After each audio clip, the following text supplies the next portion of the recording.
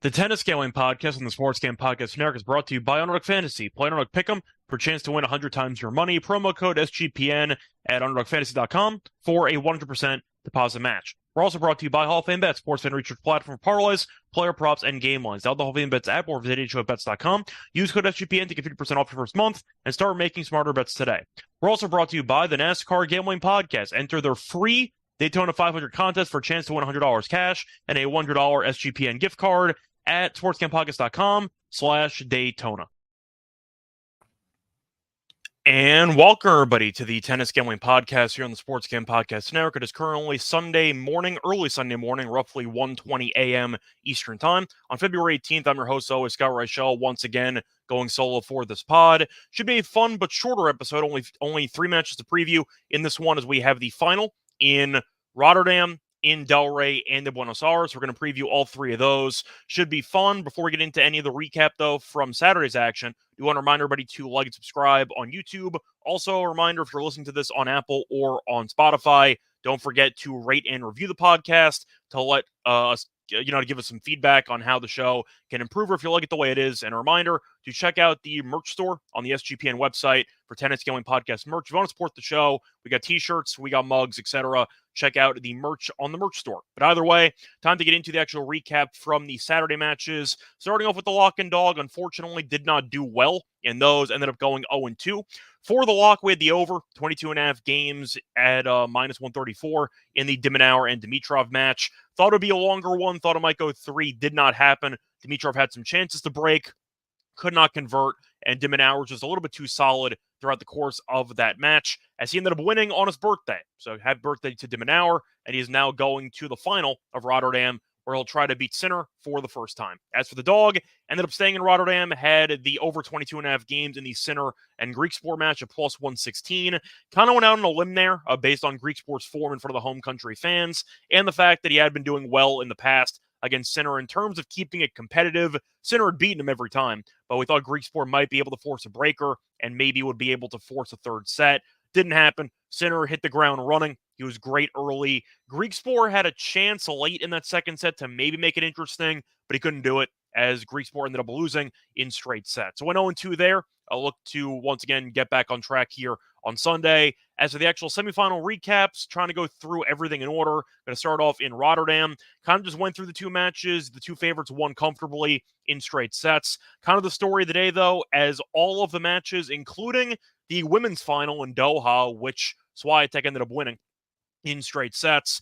Straight sets was the theme because every single match ended in straight sets. So every match in Rotterdam, every match in Buenos Aires, and every match in Delray, and the final on the women's side in Doha ended in straight sets. So kind of an anticlimactic day. As for the Rotterdam matches, though, de Minaur looked great. He's continued to emerge and play his best form, reason why he is in the top 10 right now. And de Minaur was able to beat Dimitrov. Dimitrov did win a title in Brisbane, so the meme is dead, but he still seems to struggle to win the big matches, and that's kind of been a theme of his for a long time, as de Minaur was really, I don't want to say never threatened, but it felt like he controlled the entire match all the way through, and Dimitrov had a couple of chances to make it interesting, couldn't do so, as de Minaur got the job done, and he avenged his Rotterdam loss to Dimitrov from last year. As for the second match, Sinner continues to roll. He's the second best player in the world, arguably. He's definitely top 2. You could argue he's potentially 1. But I do think that when you're looking at Sinner, he's officially now going to move up to number 3 in the world. So congrats to him as he is moving up the ATP rankings. So Sinner is now going to reach his career high, and he'll potentially be able to reach 2 or 1 later in his career. But going through Buenos Aires, you had Diaz Acosta beating Coria in straight sets. He lost the first 2 games of the match and then ended up winning the next 6 in the first set, and then won the second set 6-3 as well. So we ended up leading Coria in that one. Thought it would be close. Was not the case, as Diaz Acosta got the job done easily. And then you had the shocker of the day as Jarry beat Alcaraz in straight sets, 7-6, 6-3. We did lean to Jarry plus the games. We leaned to the over. We did not think he was going to win, so that was a bit of a shock there. But Alcaraz loses once again, and Jarry ends up advancing to a final where he's a pretty decent favorite to get another clay title. As for Delray, the favorites won pretty easily. Paul beat Tiafoe 6-2, 6-2. Tiafoe, damn, man, he just has not been very good this year in 2024. My opinion on him is well documented on this podcast. I am not a Tiafoe fan. I think he's a pretty underwhelming. I don't want to say player in general because he has some moments, but his overall psyche and his mental toughness is non-existent at all, and it's why I think he's one of the I'd say most I'm trying to think of the right way to phrase this. He's viewed as being a potential future of American tennis. I hope that future involves some 250s and maybe some 500 titles because he's not winning anything else besides that. I'm not a Tiafoe guy, and it seems like when the tough gets going, he always quits. And he quit yesterday as Paul beat him easily. And you saw Fritz beat Giron, a competitive match early on. Then Giron kind of ran out of gas, but Fritz got the job done as he's trying to defend his title, and he's one match away from doing so. So for the outrights, we have Sinner left in Rotterdam. We have Fritz left in Delray. We do not have anybody left in Buenos Aires as both Norrie and Alcaraz lost. But my main takeaway, though, for the matches yesterday, which is not really a takeaway, but it's more of a potential hot take, I got to bring it up because I know Alcaraz has 2 titles in terms of Grand Slams. You can argue one's an asterisk with it because Djokovic was not there the year he won the U.S. Open. But Sinner is on a phenomenal heater right now, and Alcaraz is on a very bad cold streak. And I have to ask, is Sinner better than Alcaraz? Because they've been viewed as rivals for pretty much ever since they came into the ATP together. And you can make the argument because they had the legendary match in the U.S. Open the year that Alcaraz won. And Alcaraz ended up winning that match, obviously, in 5. And it felt like Alcaraz was always being promoted as the next face of tennis, and how it was going to be his tour, and people were trying to convince themselves he'd end up challenging Djokovic and these other guys for most Grand Slams of all time. Are we sure he's better than Sinner? I feel like we need to have this conversation, and I've been kind of, I don't want to say low on Alcaraz for a while, but I've mentioned some flaws with his game. And I know, once again, he's a phenomenal player. He's won 2 Grand Slam titles. I'm not saying he's a scrub. That is not what I'm saying. What I am saying is if you're going to be promoted as being the face of tennis and the guy who's going to kind of get the torch passed to him once Djokovic retires, you can't win 0 titles since Wimbledon.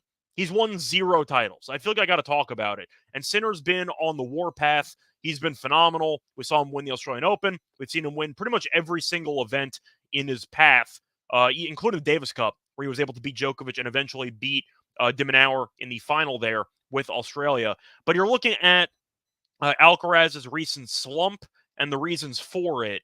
And I've mentioned it before. I think Alcaraz is a guy that performs extremely well based on talent.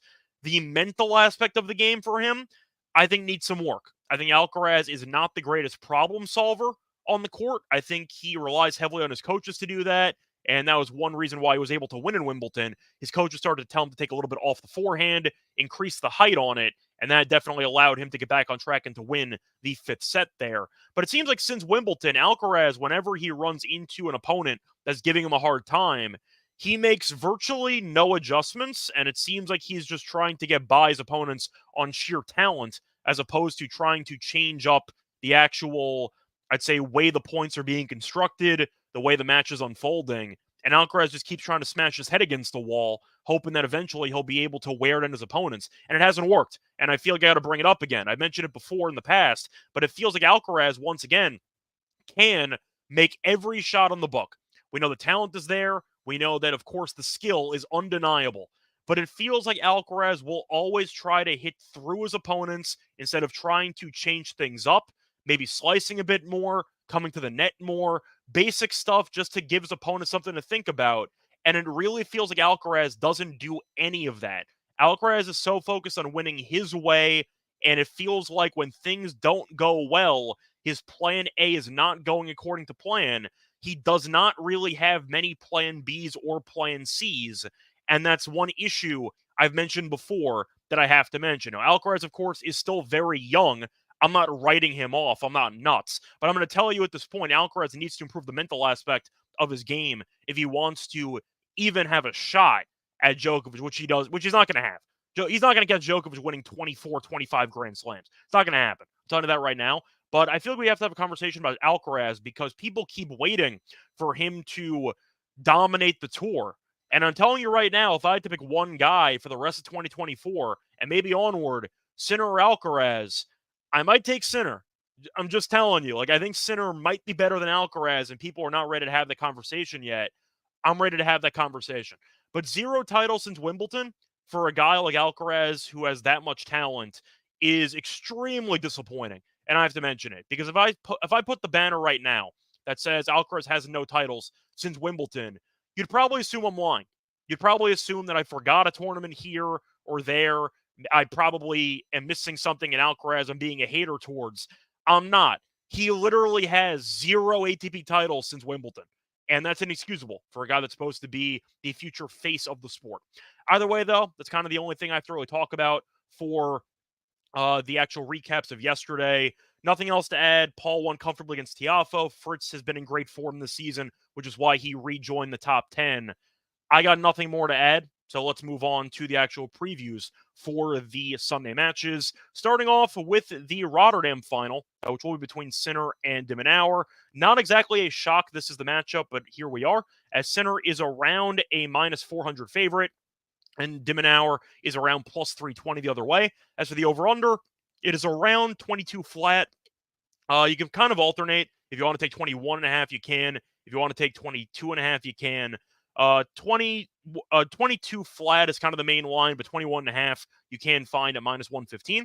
On the over, the under you can find at minus 105. For the game spread, Sinner minus 4.5 games is plus 105. de Minaur plus 4.5 is minus 125. As for the set spread, you can find Sinner minus 1.5 at minus 125. You can shop around, though, and find a minus 120. And you also can find de Minaur to win a set at around plus 105. And the match to go to 3 sets is plus 165. Now, the head-to-head has been one-way traffic. That's really been the story of their meetings because Sinner has never lost to de Minaur. So you're asking if de Minaur can finally exercise the demon. Sinner is 6-0 lifetime against de Minaur.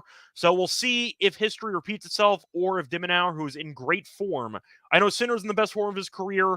de Minaur is in the best form of his career too. So you can argue maybe with the form that de Minaur's been in, having not really faced much adversity. He beat Rublev in 3, but he kind of controlled the entire third set.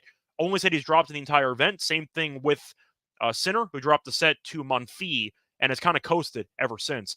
But the fact that he's 6-0 lifetime against his opponent, the fact that de Minaur really has not been close to winning a set in the last couple of meetings. The last few meetings here in the Davis Cup, 6-3, 6-0. In Toronto, 6-4, 6-1. I believe that was a final in Toronto. In Madrid on clay, Sinner won 6-4, 6-1. Faced off in the Australian Open in 2022. Sinner won in straight sets. It really feels like de Minaur is not even close to Sinner in the head-to-head. Now, maybe he can find a way.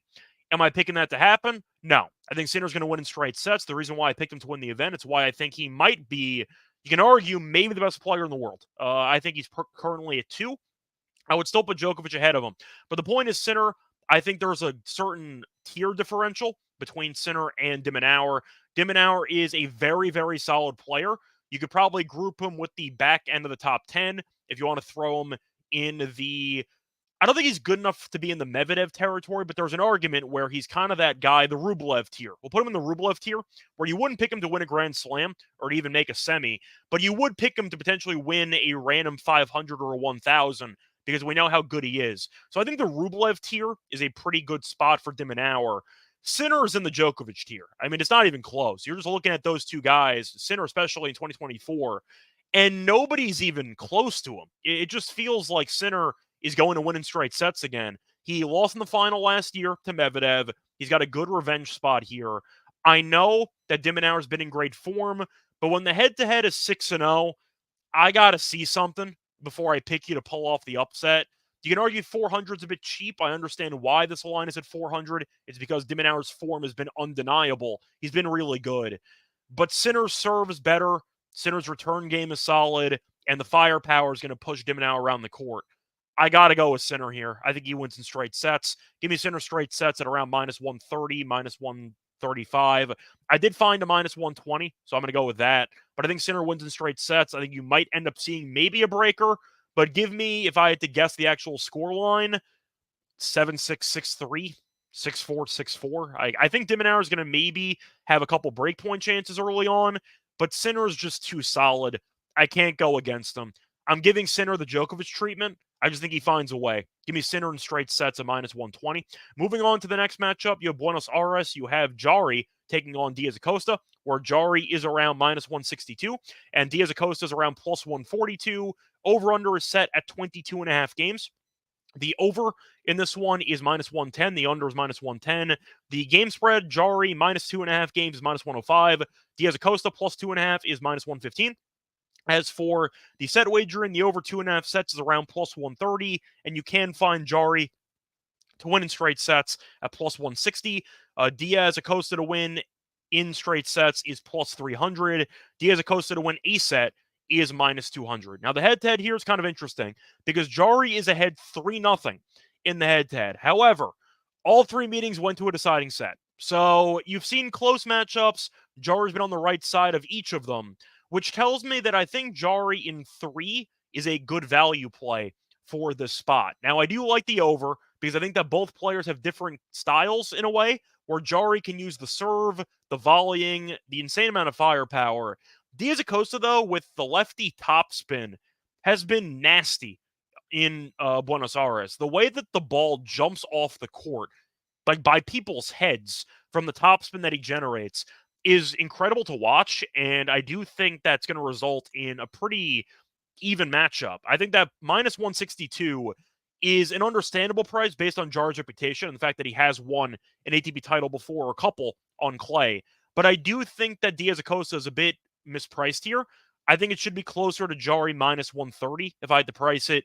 All 3 meetings went to a deciding set. That does tell me this matchup should be close. Should come down to the wire. Diaz Acosta does have the home country advantage, but I have to admit I am a little bit annoyed Diaz Acosta made the final here because we picked him to win Cordoba at like 30-1, and unfortunately or maybe not 30-1, I think it was 20-1, but we picked Diaz Acosta to win the previous tournament, and now he's in the final of this one. So I'll be a little bit annoyed, to be honest, if he wins this one instead of Cordoba. Either way, though, I recognized, especially in the Australian Open, where he almost beat Fritz in the first round, I recognized how good Diaz Acosta was, and I recognized he was undervalued in the future markets in Cordoba and in Buenos Aires. I didn't mention Buenos Aires because I kind of thought Alcaraz would just win, but I definitely acknowledge how good Diaz Acosta can be, and I think he's a nice up-and-comer for the future. But for the sake of this matchup, give me the overs. I see a war. Jarry, you can argue he beat Alcaraz, so he's probably in line to win this match. Maybe it's a letdown. Maybe partially he's going to be so thrilled about beating Alcaraz, he overlooks his opponent in this one. It is possible. But I do think you're looking at a close match. I'm going to lean Jarry to win it, but I do think the over 2.5 sets and the over 22.5 games is the way to go about it. Maybe a Jarry team total over 12.5 games at minus 120. You get a breaker in there, maybe a 3-setter in there, a couple ways to cash it, but I do think there's some value on the over, so that's going to be my main leans for that match. Moving on to the last match of the show, we have the final between 2 Americans in Delray, between Tommy Paul and Fritz. Fritz is a decent favorite here, about minus 155, and Paul's around plus 135. As to the games total, it's around 23 flat. You can find 23.5. The over's even money. The under's minus 120. 22.5. The over's minus 130. The under is even money. If you want to go for the actual game spread here, you can find Fritz minus 1.5 games at minus 125. Paul plus 1.5 games is minus 105. You can also find the set wagering here. The over 2.5 sets is around plus 120. Plus 125. Fritz to win in straight sets is plus 165. Paul to win a set is minus 205. And Paul to win in straight sets is around 3-1. Now, the head-to-head between them has been very competitive, so I have to at least bring it up. It is currently 4-3 in favor of Paul, actually, which might surprise you. Now, looking at the last couple of meetings, it has been very close. They've been alternating for the last couple of years. Faced off in Acapulco last year, Paul did win that one in 3 with 2 tie breaks at the end, where they alternated, and Paul won a final set breaker. Faced off in Miami in 2022, Fritz won that one 7-6, 6-4. Faced off in Stockholm in 2021, Paul won that one 6-4, 6-4. Faced off in St. Petersburg in 2021, Fritz won that one 7-6, 6-4. Faced off in Champaign in 2017, Paul retired midway through the second set. Faced off in Winnetka, which I don't know of, but that was a challenger event, I guess. And you saw Paul win that one 7-6, 7-5. Faced off in a future event in 2015, and Paul won that one in 3. So They have alternated each of the last 4 head-to-head meetings, with Paul winning the only meeting from last year on hard court as well. So I do understand why people might be tempted by Paul to get the job done here. He's been in great form. I can't deny it. He had a bit of a struggle early in the tournament with his back, especially in the Mickelson match, which he got through. He has shown no ill effects of that whatsoever. In fact, he's not dropped a set since. Beat Thompson in straight sets and killed Tiafoe on Saturday. As for Fritz, he had a pretty interesting first set against Giron, where the first set ended in a breaker with a 10-8 scoreline. But Fritz is the defending champion, and he's not dropped a set here. So I do think Fritz is worthy of being a favorite. You can argue 155 is a bit steep. Maybe it should be closer to minus 140, minus 135. Paul has shown no signs of fatigue either after winning in Dallas, so he's in great form. I do think I'm going to lean to Fritz to win this. I am going to lean to the over, though. I think it's going to be a longer match. Might go 3 sets. But I do think the total of 22.5 seems a little bit low to me, especially with each of the last 2 meetings going over this number. 3 of the last 4 going over this number. I just think you're looking at what should be a close matchup where I'm going to lean to Fritz because his serve is better, and I do think the serve will be the main differential between these players. But Fritz rejoined the top 10. He's been in great form. We know how bad things can be when Fritz is not on his game. We saw it in the back half of last year, but it seems like he hit the reset button. He looked good in Australia. He's looked good here. I think he's in line to win this. I'm going to lean to Fritz to get the job done, but I do think the value at minus 155 is really non-existent. I think there's value on Paul at this current price. I'm not going to take it, though. I do like the team total overs, though, for Fritz and for Paul. Paul's around 12.5, which I'm not the biggest fan of for this price point, but I do like the Fritz one at 12.5 at like minus 120.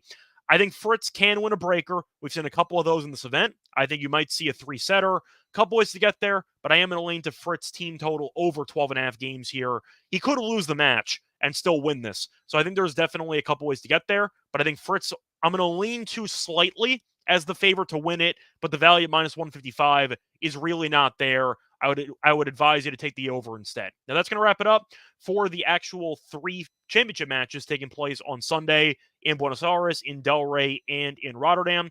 Now it is time for the Lock and Dog picks, but before we get into that, kind of a quick word from our sponsor.